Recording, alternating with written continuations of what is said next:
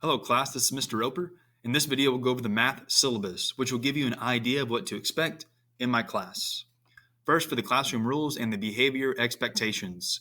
For in-person learning, when you come to class, please be on time and stay on task. You're expected to be in your seat when class starts and stay in your seat for the entire class period. Follow the directions the first time they're given and be ready to do math for the entire class period. We're not going to waste any time. All the school rules also apply within the classroom. So be responsible, be respectful, be safe. Those still apply within my class. Chromebook use. It's your responsibility to charge your Chromebook so that it lasts the whole school day. Okay, that's your responsibility. Only open your Chromebook once the teacher tells you. Letter C, be respectful. Raise your hand to talk, unless instructed otherwise. This gives organization and structure to the classroom. I'll see your hand is raised, I'll call on you, and we can proceed from there. Never sharpen your pencil when the teacher is talking. When the teacher is talking, that automatically means that you should not be talking. Instead, you should be listening. Letter D, be responsible. Come to class with these 3 required materials: your school issue Chromebook, paper, preferably lined paper, and a pencil. Calculator is optional. If you have a calculator and would like to bring it, there are certain chapters where you can use it, certain chapters where you cannot use a calculator. But it's your responsibility to keep track of your materials. Secondly, for remote learning, you're expected to check Google Classroom daily. And as you can see, I put all these arrows around there, daily. Okay, you got to check it every day because this is the main way that I will communicate with you and tell you what your assignments are and what you should be doing so that you can learn. The expectation and the assumption is that you will watch or even rewatch every single video that I post to Google Classroom. Not some videos, but all of them. They are all important.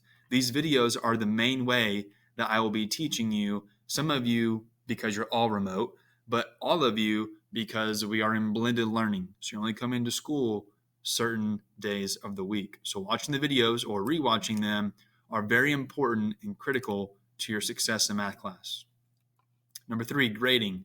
Assignments are grouped into 2 categories. You have classwork and you have the quiz and test category.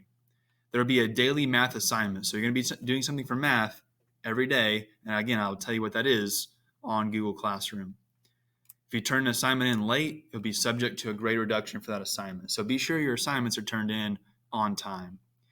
The assignment will read as a 0 in the grade book until the assignment is turned in. Okay, so if you don't turn an assignment in, I can't give you a grade for it. And that's why the grade book will show a 0 until you turn it in. And then I'll give you a grade depending on whatever is appropriate. Students can expect to have a quiz or test weekly.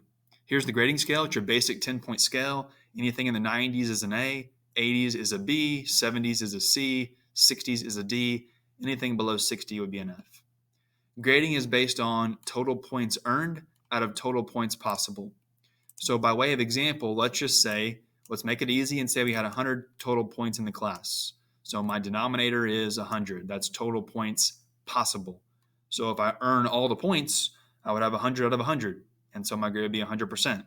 But let's say I earn 92 out of 100. So 92, that's my points earned. That's my numerator, the number on top.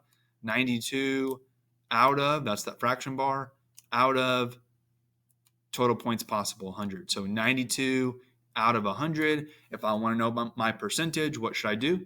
I should take the top divided by the bottom, multiplied by 100. That will give me a percentage. 92 out of 100 is 92%, which is in the A category. Okay. Approximately 30% of the grade will come from classwork, and approximately 70% will come from quizzes and tests. And lastly, we'll talk about a flipped classroom, which is how this class will be set up. A flipped classroom is where students gain first exposure to new content by watching instructional videos outside of the classroom. So I'll make videos, I'll put them on Classroom, and that is me teaching you outside of the classroom through the video. This will free up the in-class time to be less lecture time. So on the days of the week that you do come to school, it's going to be less of me introducing the lesson and more time for me to provide help and feedback on different topics or lessons that you may be struggling with or have questions on. And so on the days of the week that you come to school, be prepared to ask me questions about things you have questions on. And so a way to think about the flipped classroom is that what is traditionally done in class is now done at home, where I'm introducing a lesson, teaching a lesson through a video. What I would normally do in class, that's now done at home through the video. And what is traditionally done at home, so-called homework, is now done in class. All right, so that's a way to think about the flipped classroom and really how, because of our blended learning schedule, the class will be set up.